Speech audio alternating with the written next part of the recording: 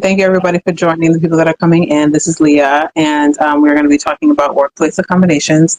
And we both have studied through or on about workplace accommodations, like through a program. What is it? The ADA, the ACTCP certification to teach us all about ADA. And so Leah is finishing hers up in the end of this month. Yep. And I finished mine a couple of weeks ago. But it is a great resource if anybody is interested in being an ADA coordinator or really just having a deeper dive understanding of ADA. I highly recommend going to that website. And I believe it's also, I want to say it's on my resource page on my website if people are looking for it. But they have a great conference every year to really dig deep into ADA. But when it comes to workplace accommodations, we're talking about a particular part of ADA. And ADA, again, is the American Disabilities Act. That's for my audience. If people are here from different countries, we're specifically talking about the American Disabilities Act in this particular conversation. Do you want to start talking about the part of the American Disabilities Act that covers workplace accommodations? Yeah, of course. So ADA workplace fall under Title. So that is all accommodations, and that anyone go through this process. So employers need to follow law. Am I having weird feedback? Yeah, it's still going a little in and out. Do you want to sign out and sign back in? I'll call you. Yeah. Is this better if I hold the phone myself? Or do you have headphones? Let me grab them. 1 second. Y'all, please stay in tune. And then while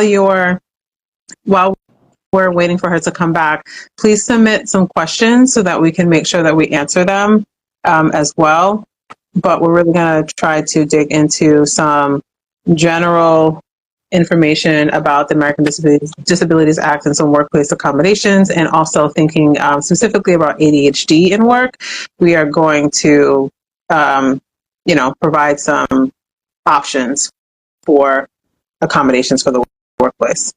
And of course, it's going to be options because it's going to be, accommodations are going to be very specific to you, but there are some that could be helpful for anyone with ADHD, but you just have to keep in mind, like, it is job specific, it is individual specific, and also with your accommodations and disability, like if you have multiple disabilities, like you can get accommodations for all of the disabilities. So you just want to keep that in mind too, but we'll talk about that. Leah, do you want to? Is this better?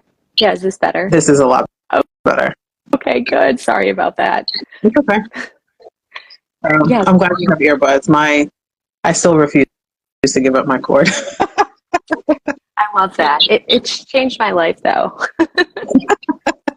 I will venture down that lane eventually. Okay, so can you just start over a little bit with talking about what part of ADA covers workplace accommodations? Of course, yeah. So as Megan was saying, ADA law covers multiple things, but today we're specifically diving into Title I. So Title I is workplace accommodations in the workplace. So that is the law that employers have to follow, and it's also the laws that employees abide by. So that's what we'll dive in today. Mm-hmm. And then we're going to be going back and forth a little bit, everybody. And so one thing to note about ADA is like who is covered under it. And so one thing to note about that is that for the federal law, it refers to employers that have 15 or more employees. Now, states have their own individual laws. And so you have to look up the laws within your state to see if your employer is also required to follow this particular part of the law. And so, like, for example, like Texas is still 15 employees. They match the federal, but I believe New York is 1 or 2. And so it really depends on the law. And so for for people, for employees, this is important to know, but also for if you are a business owner and you have employees, like you also need to know and be familiar with the ADA, because if an employee comes to you for workplace accommodations, then you have to follow these rules and regulations. And again, this is only an hour conversation. We are not getting into the super nitty gritty about what you should be doing, what you shouldn't be doing, and to the extent where you need to, record this and follow it step by step. There are resources out there that are able to provide you that more detailed information if you're looking and you need to implement it as a business owner. To put that out there. But I think you have some other definitions written down too, right? Yeah, so I guess high level what a workplace accommodation is any modification or adjustment made to the environment or the way the tasks are performed. So typically we see workplace accommodations free. Most of them do not have a cost, and if they do, I believe the stat is they're widely and almost always under $500. So the accommodations are not costly, and they're quite effective to do them without a cost. But again, it is a modification or an adjustment specific to the environment that one is in or the tasks that are performed to help that employee carry out the job to their best ability. And in no way is this changing the job description. The employee still needs to meet those job description baselines, but typically when you do apply for a job, it asks you, can you perform this job with or without accommodation, assuming that you still are qualified to do that job. Correct. And the also caveat too with the ADA is that you have to disclose your disability at work if you would like to access accommodations. However, if you can also access accommodations when you're applying for the position, and you do not have to disclose then.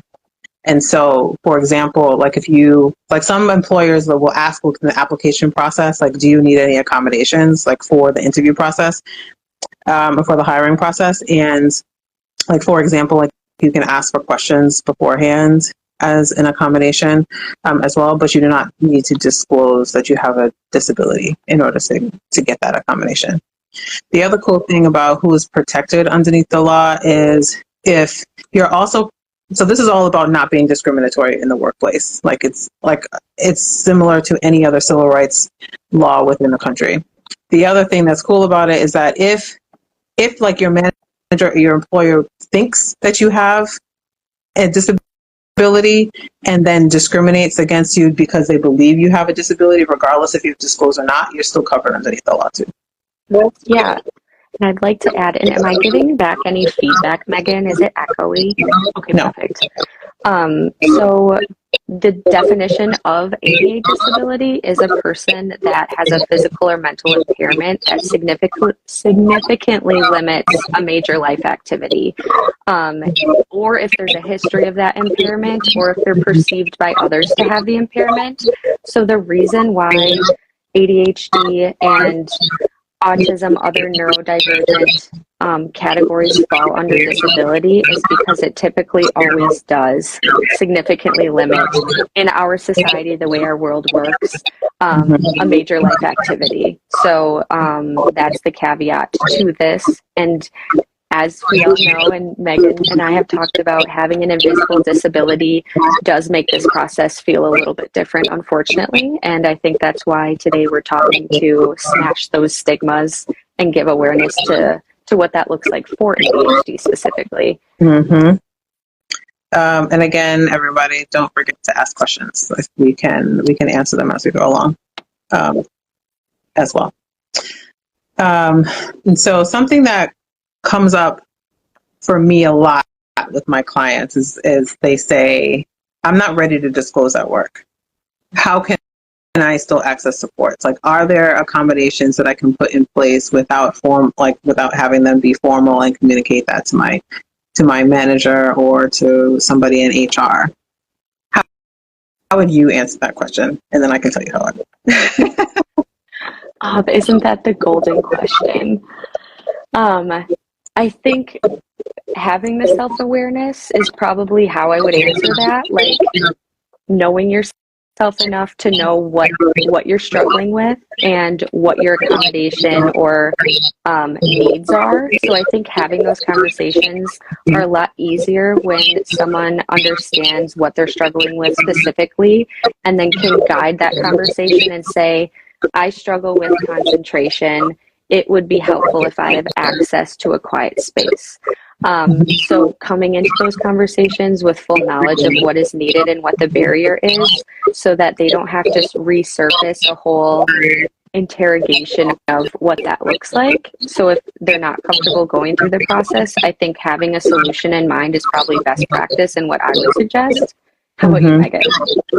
Yeah, similar. It's this is what I tell my clients all the time. Like, you need to know how your ADHD works for you, and because you're the one that is the most familiar with your job and you're the one that is the most familiar with your own life, right? And so you really need to have a clear understanding of how ADHD is impacting your world. And you can either by yourself, or you can work with a coach, you can work with a consultant and try to identify what potential strategies could be helpful for you with or without doing the formal like the formal accommodations process.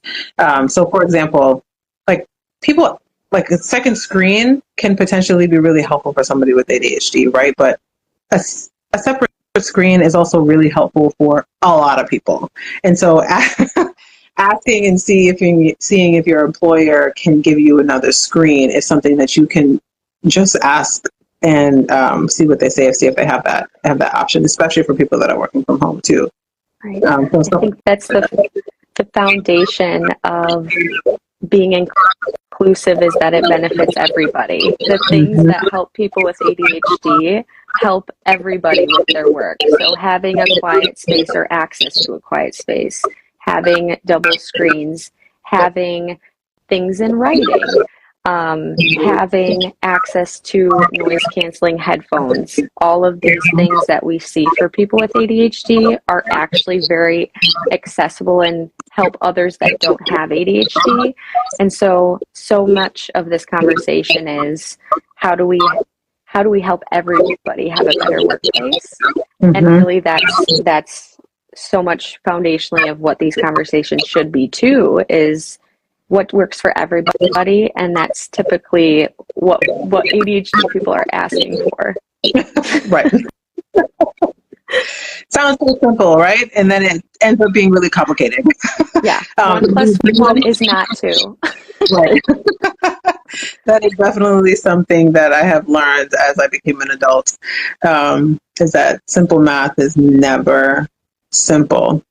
We are going to get to part of this conversation. We are going to talk about like what happens when the request for accommodation kind of goes left and you need to have some backups. We are going to talk about that eventually within this conversation. But there's something that I wanted to bring up, because the other thing that people ask me a lot is like, how do I prepare myself to have these conversations? Like, who do I talk to? And so I did develop a guide. It's available on my website, around like 10 questions you should ask yourself before you disclose at work.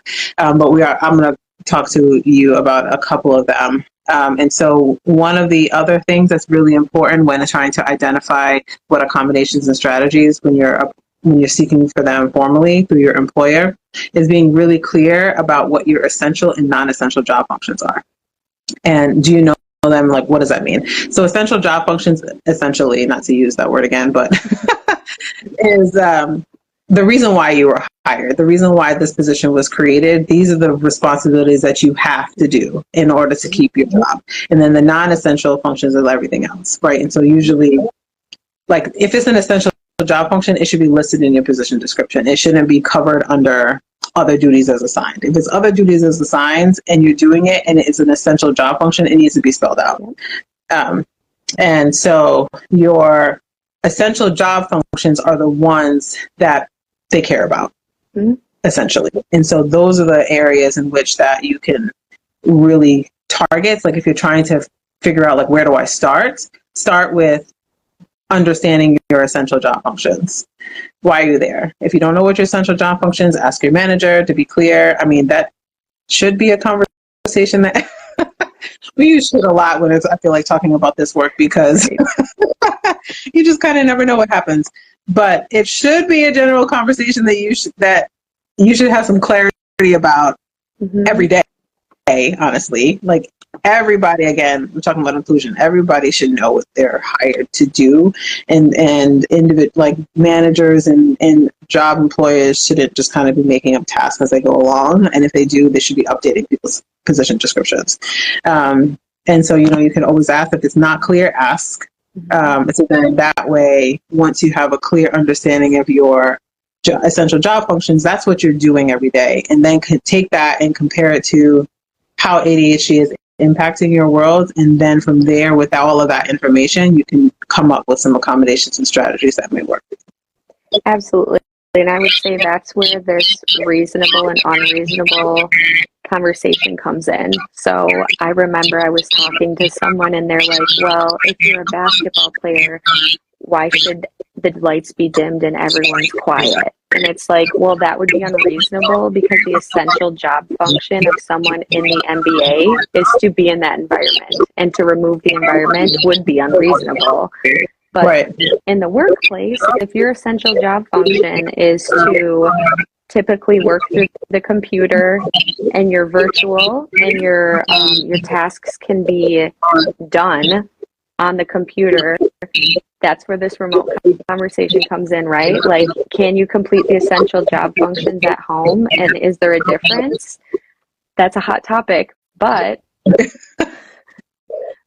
really it would be reasonable. And there's obviously a lot more that goes into that, but can you complete those essential job functions? Yes or no? And then that's how that reasonable gets defined. I think the sticky thing that we see a lot is job descriptions do not get updated, and they are not reflective of what is actually happening in real time. So when these conversations come up, they don't have a foundation to say, like, actually, this isn't what I'm doing because the in writing isn't up to date. So having best practices on the talent management side is also very important. And so you can see how all these things get kind of intertwined. Yep. And then somebody asked us a question around workplace, like who determines a reasonable accommodation? So backing up just a little bit, just understanding that the employer is required to provide a reasonable accommodation, and they define reasonable. However, there's also, the court, like, if something goes left and you have to take this conversation to the next level to external departments that hold other organizations accountable, and we'll talk a little bit more about that. The court system may redefine reasonable for the organization. Right. And I think in these conversations and in workplace accommodations specifically, it's very ambiguous, and there's a lot of flexibility to interpret the law differently. And what the court looks for is, was this attempt in good faith? So is the employer in good faith trying to effectively support you within a timely manner? And they do look at that. So these conversations do get very gray, and they're very subjective to every person and their ability to document and prove a case. But reasonable and unreasonable, unfortunately, doesn't really have guidelines. It does to some degree. Is it a financial burden? Is it something wild that is obvious that it's unreasonable? But those guidelines are very ambiguous, I would say. Would you agree, Megan? I would agree. I would definitely agree. And especially the larger the organization, sometimes it's like, depending on how funding and stuff is streamed, you can always argue, like if they say it's like a funding issue because like an individual department doesn't have the funding, like then you could really argue that, well, the organization has the funding, so it really isn't considered unreasonable.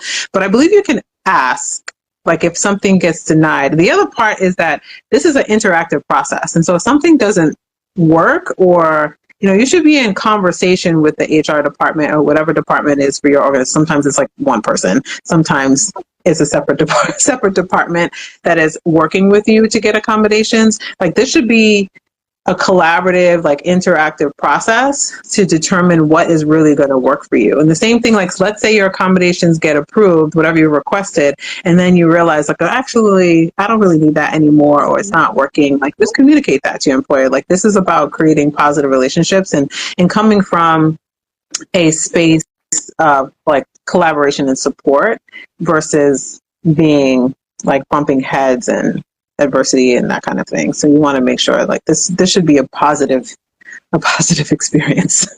Right. And going off of that, I think it's important to note that an accommodation process isn't static. It doesn't, it's for the long term. You can come in 5 years later after you've gotten your first accommodation and say, this isn't working. Like it's an ongoing thing. And it should be looked at that way. It's not a checkbox. It's not, okay, we helped them, they're done, good luck. It's checking in. It's being proactive. It's seeing how they're doing. And it's almost like this social work approach of this is an active client of ours or an active employee of ours that we should be connecting with, seeing how effective our accommodation is, seeing and receiving feedback in our communication. So it doesn't just end at the interactive process.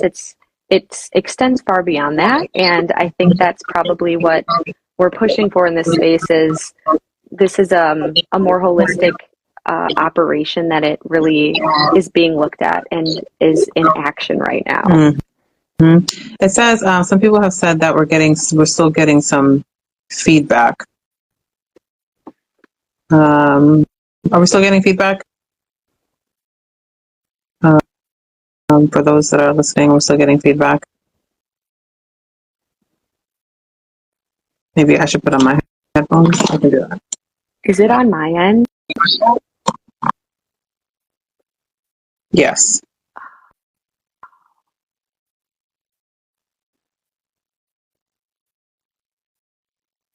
I'm not hearing it, but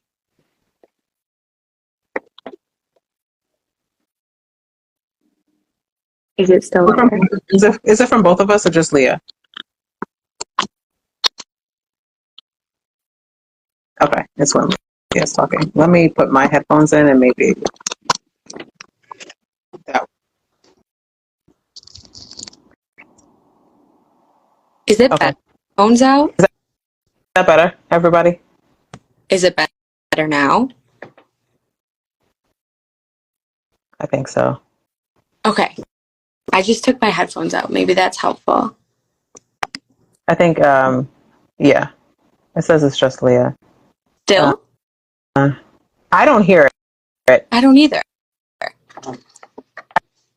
I just put my headphones in, so it also that also may have impacted it because I don't have my headphones in. Okay, I think it's better. I think it's when I put my headphones in. I think there may have been some feedback. We did a flip. But anyway, thank you for that. Thank you for that real-time feedback. I appreciate that.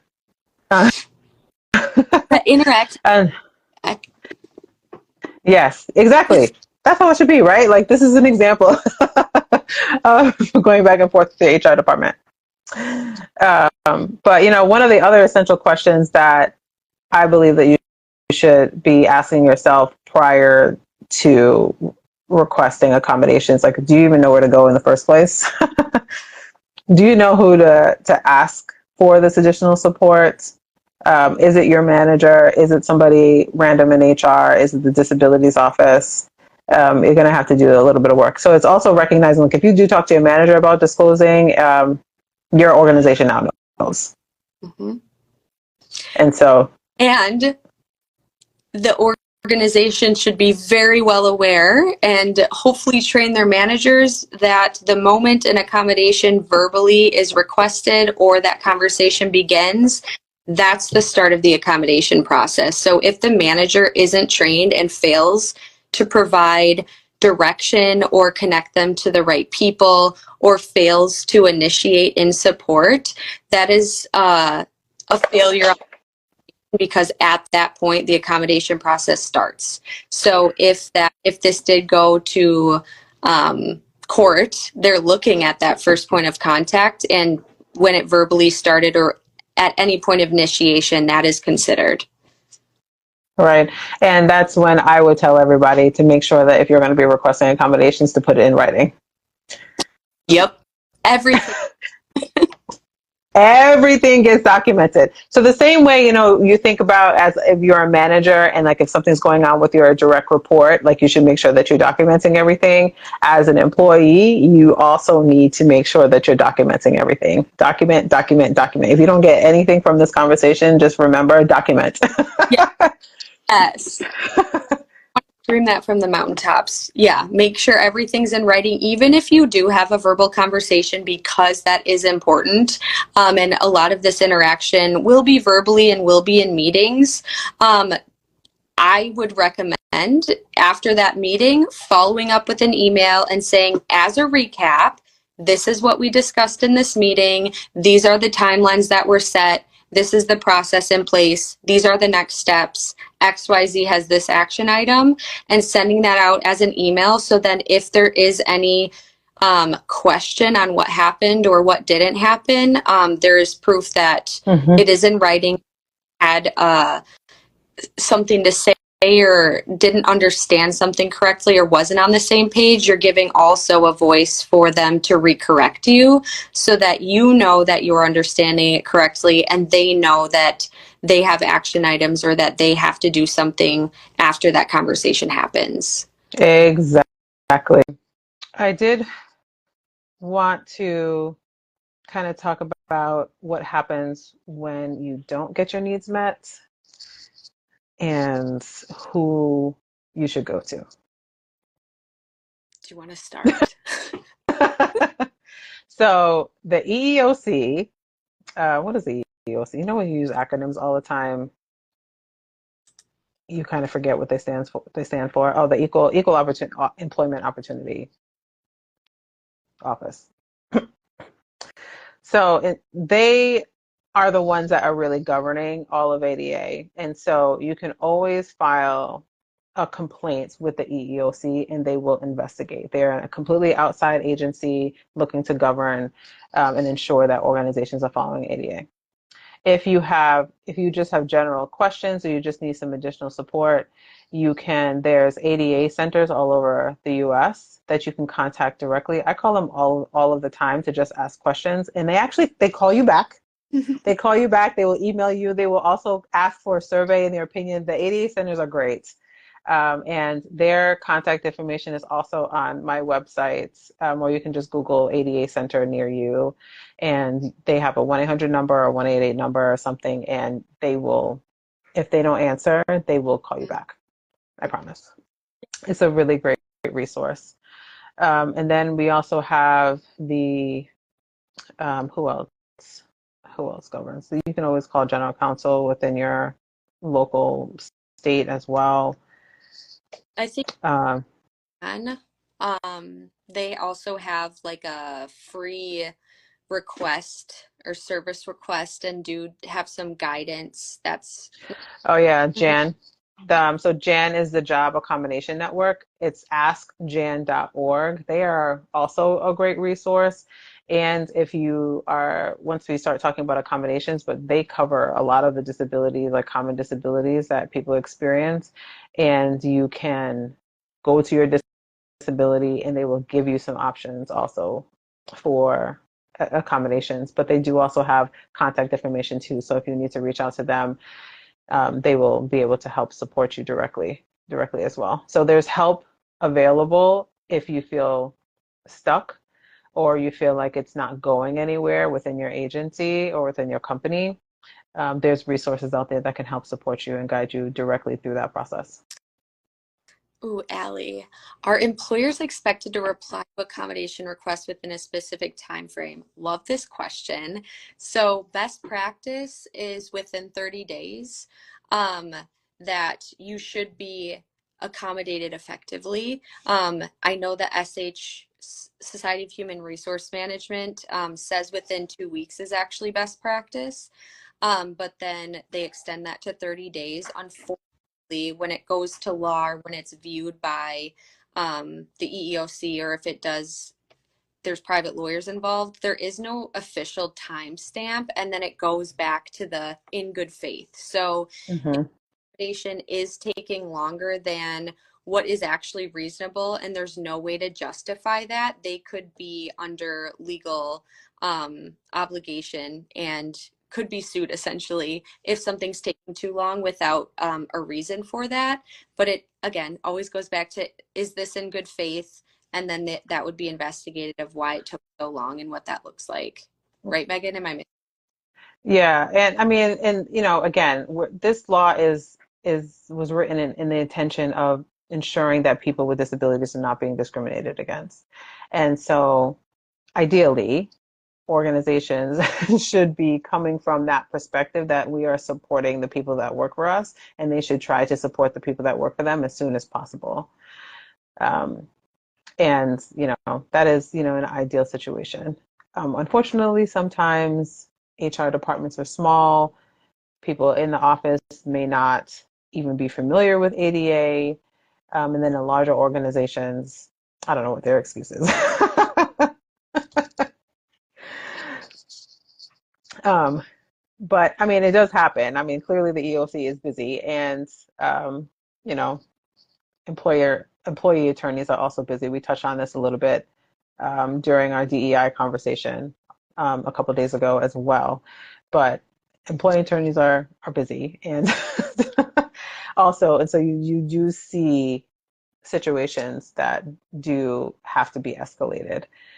But we are encouraging any employer also that is listening to this to ensure that it's in your best interest to ensure that your employees are getting access to the things that they need in order to be successful in their job.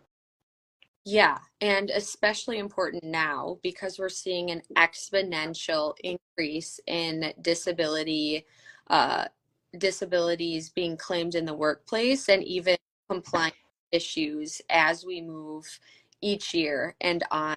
So I know the Gen Z generation is going to be like 30% of the workforce in a couple years. The general population values DEI. They value these things. They value work-life balance. I'm not saying that everyone else doesn't, but it is a driver in their decision making on engagement retention. So not only that, but mental health and being neurodivergent is seeing an uptick in these accommodation process claims, and organizations are on and on not knowing how to handle them. So it is best interest. It is a business case. It is any way you want to frame this, it is essential that organizations know ADA law, they follow ADA law, and they are in good faith inclusive and train their managers and know that this is a continued conversation and not a checkbox that you just learn once and think that it's the end of the road. Yeah, and there's plenty of free trainings available also around ADA. And so I think I have a couple of links to the trainings on my website under the resources page. So if anybody is looking for them, they just want to be more knowledgeable of Title I for their own purposes, that information is readily available on the internet for free. And you can take a webinar. They'll give you a little certificate and credit for it, and it's no cost or really low cost. Right. And so much of this is foundationally like, just be a good human, right? Like, just care. Trust. I think so much of these conversations are just believe your employees when they're telling you that they're struggling, right? Like, Mm-hmm. trust that they're not taking advantage of a system. Trust that what their barriers are can be fixed by the accommodations that they're asking for. Yeah. Trust. Yep. Do you want You go for it. do you want to talk a little bit about some accommodations that could be helpful for Yeah. So ADHDers? absolutely.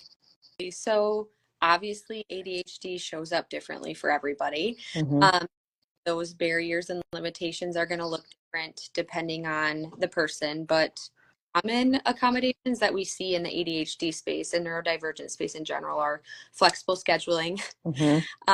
uh, neurodivergent interest-based nervous systems typically aren't sitting at a computer 8 hours straight. We're working at 5 in the morning, at 9 at night, and all in between, and we're task switching or we're hyper focusing, and that's going to look different every day. So being Mm-hmm.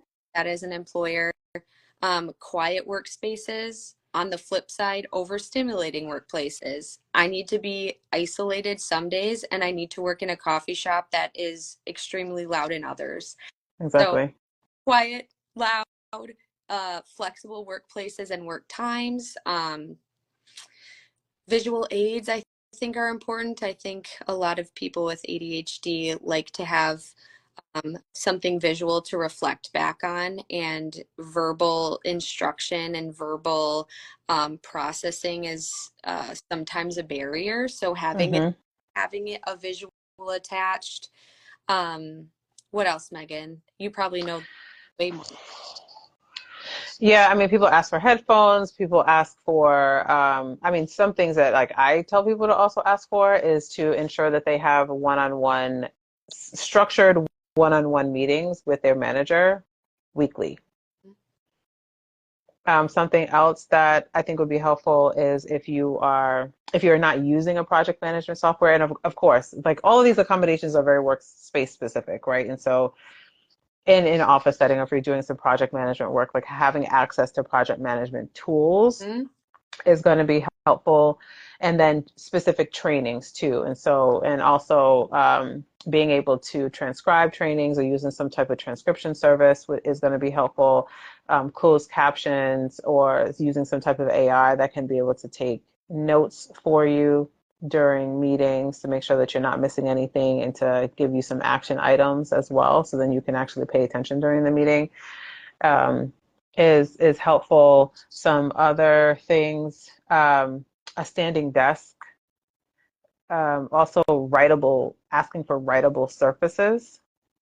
That could be really helpful too. So sometimes like just having a piece of glass like on a desk or a glass top desk, or I know some people that have writable surfaces on file cabinets or something else. So like having some type of writable surface is going to be helpful.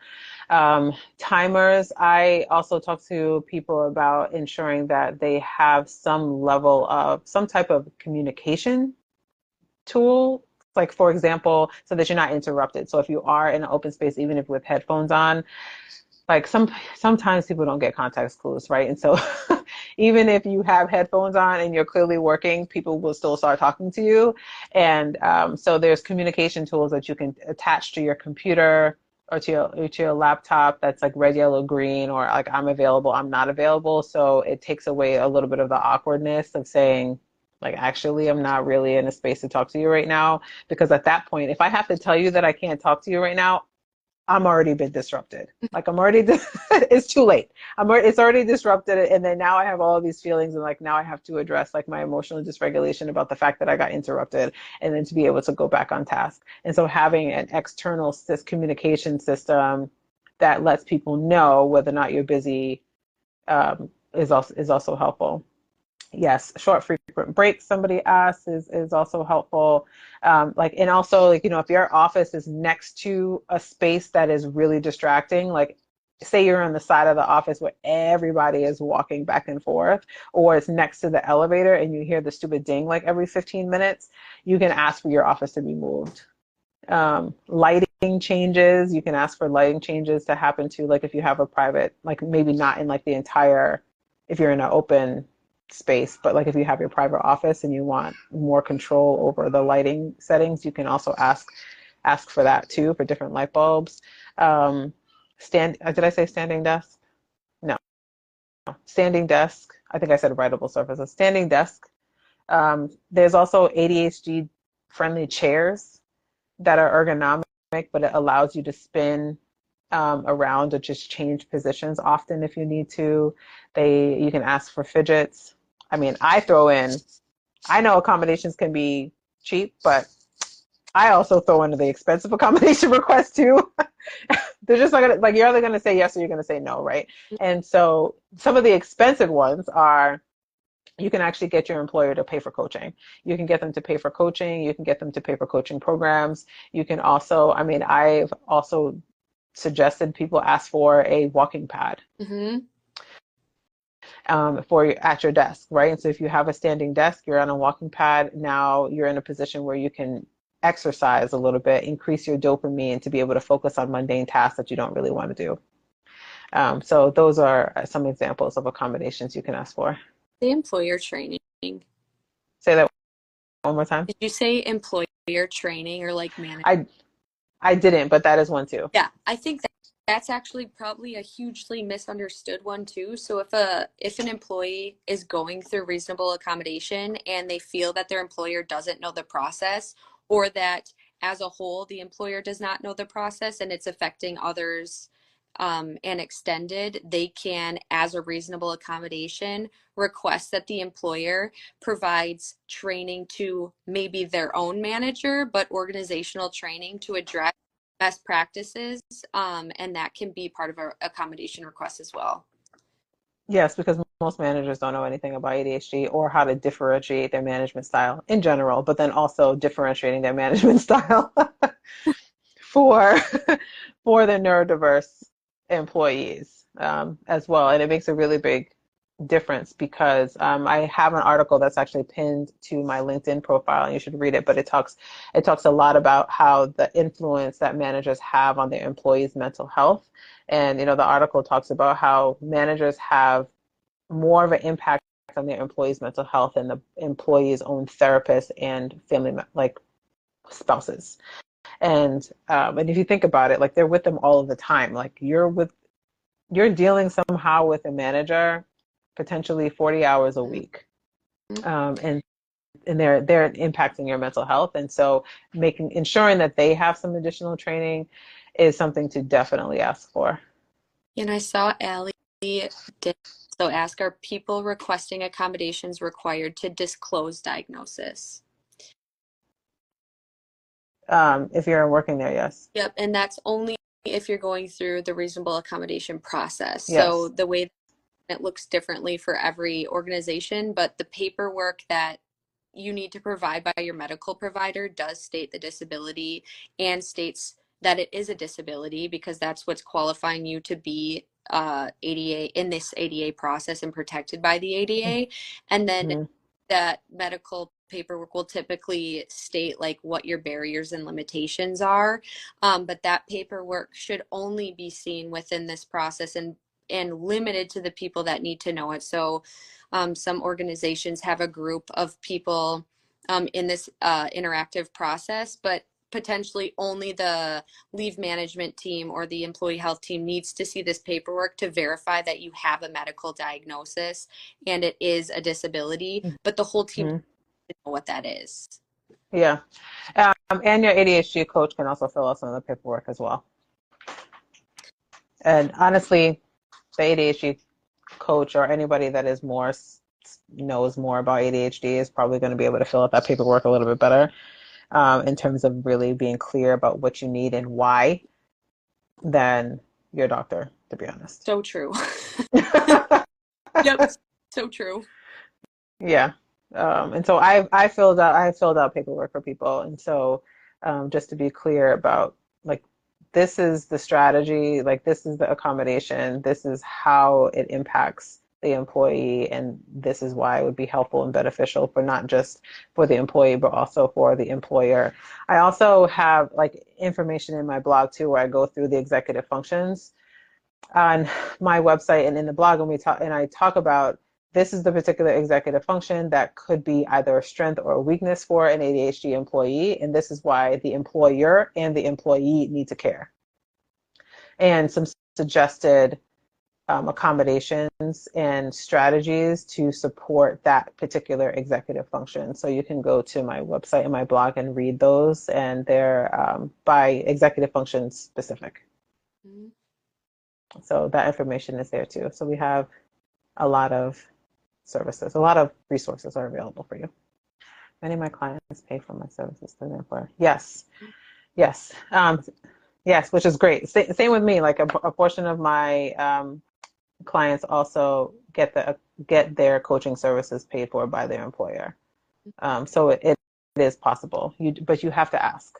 Mm-hmm. Closed Yes. So, mouths don't get fed. That's my saying. so much knowing what you need and knowing that you're likely going to have to ask for it. It's not going to be given easily, unfortunately, and we're trying to frame that narrative of what accommodation processes look like and what that engagement looks like to make it inclusive and not like so vulnerable and but in this, knowing your rights, knowing the law, knowing what you can and can't do is your best protection to go through this process with your best interest in mind and also the employers. Because if you're both educated on the process and you both want an outcome that fits and is reasonable for both parties, there's no reason why that can't happen. Mm-hmm. Yeah. So, if you're feeling like you're struggling at work or you feel like you can't be successful, um, that's a trigger for you to ask yourself, like, am I getting the right supports in the workplace? Let me see. Oh, so Ingrid Shea, if you have not visited Ingrid Shea's page, please go to her page as well. And she provides some workplace training for workplaces. And Leah, do you provide workplace trainings too, or no? Not yet. That's the key term, not yet. Um, um, Same with me. I mean, I haven't. So I haven't. Well, that's not true. I've been doing some for the University of Maryland, but some trainings as well, and just around having the individual employees better understand their rights in their process, and speaking to individuals like HR departments too about this is why this is going to be helpful for your employee and for your organization. They need to know that. Mm-hmm. And sometimes it's framing it in a language that the business is going to understand. Because unfortunately, like sometimes businesses are not people centered, right? And so, the HR industry in general is trying to shift that culture and trying to ensure that businesses are people centered. But sometimes they're not. And so sometimes it's about the bottom line. And also with the bottom line, the reality is like if you have employees that actually can work and can get their job done, then you're going to meet your numbers. Right, and light at the end of the tunnel, and this is a start, but I know big companies, Microsoft, Deloitte, um, I would name all of them, but I don't want to get this wrong. There's a lot of employees that are doing neurodivergent facing programs. So Mm-hmm. with the way a neurodivergent brain works, they're creating jobs or they're showcasing jobs that would be perfect pipelines for neurodivergent brains. So it's becoming part of workplace culture. And we know that once these things start, it takes a long time to actually get to the place where we know they should be. Mm-hmm. Starting, I think there's so much talk about what it means to be neurodivergent, what is ADHD, smashing the stigmas on all these things, and it's really infiltrating the corporate world, and that's a great thing.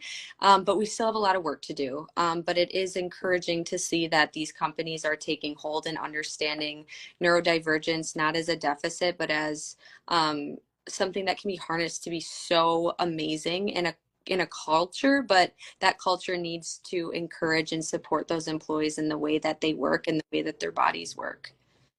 Exactly. And, there's individuals like us, like Leah, like myself, like Ingrid Shea in the chat. Like we are here to help support you as an individual and also to help support the organizations that you work for in order to ensure that everybody is successful.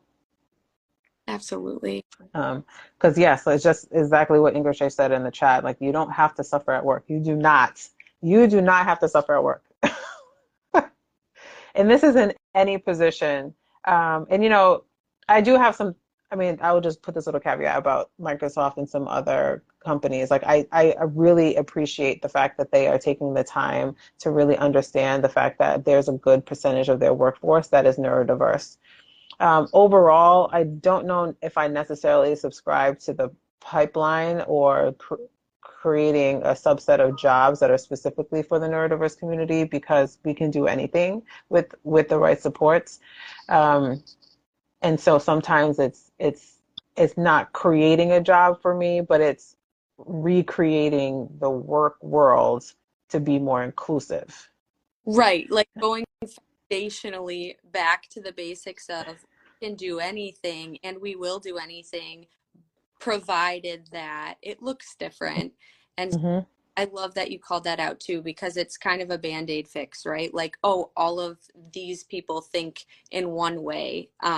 So let's create this for them, but really opening up and reframing the way that the work world is, again, not only supports neurodivergent individuals, it supports all individuals, and being inclusive helps everybody. Yes. Again. Yes. Again. And so it is approaching 6 o'clock. So we want to thank you, Leah, for joining this conversation with me about workplace accommodations. And thank you, everybody that has been listening to this conversation. The replay will be posted eventually.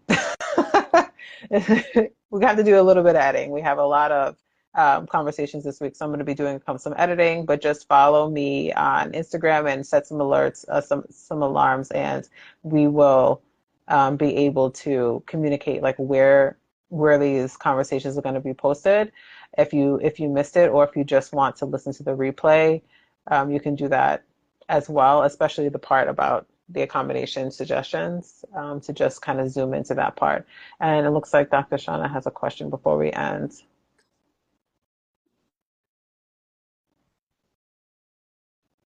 Her question is, when is the best time to disclose your diagnosis to HR? When do you start? When you start or get the diagnosis, or is it better to wait until a problem arises? I would never wait until a problem arises. No, start the process as soon as possible so that the paper trail is starting as soon as you know, and that's protecting not only you, but that's also protecting the company, and that's giving you the best shot to be accommodated and to have the things you need as soon as you need them, rather than waiting for you to hit burnout or waiting for you to hit something that the barrier then snowballs all these other things that.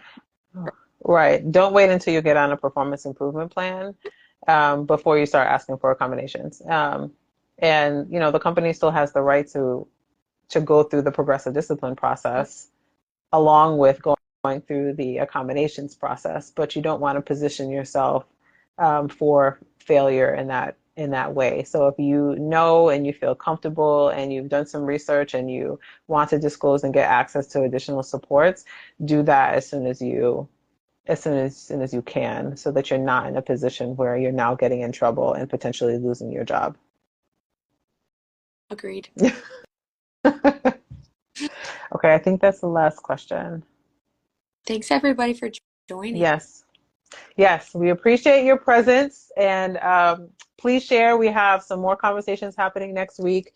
Just a quick sneak peek on Monday. We have somebody coming in to talk about AI. We also, on Tuesday, we're going to be talking about education and ADHD. Wednesday, Dr. Sean is actually coming back, and we're going to be talking about therapy versus coaching. And then we have another psychologist coming on Thursday to talk about different types of therapy that could potentially be helpful for ADHD. And then on Friday, we have an organizer coming to talk about organization and ADHD and how to get everything organized. So that's just what's happening next week, and we have still another 2.5 weeks after that. And so we're going to be having a lot of sessions. So please tune in, please share, please follow all of us on Instagram and all of our other social media platforms. Click on all my links, and you'll be able to access a lot of resources. I also have a group coaching program, a group coaching for women with ADHD session happening on the next 3 Thursdays within October. And so those links are in my profile as well. Okay. So much, Megan. You're welcome. Thank you so much for joining this conversation. It was great. Bye.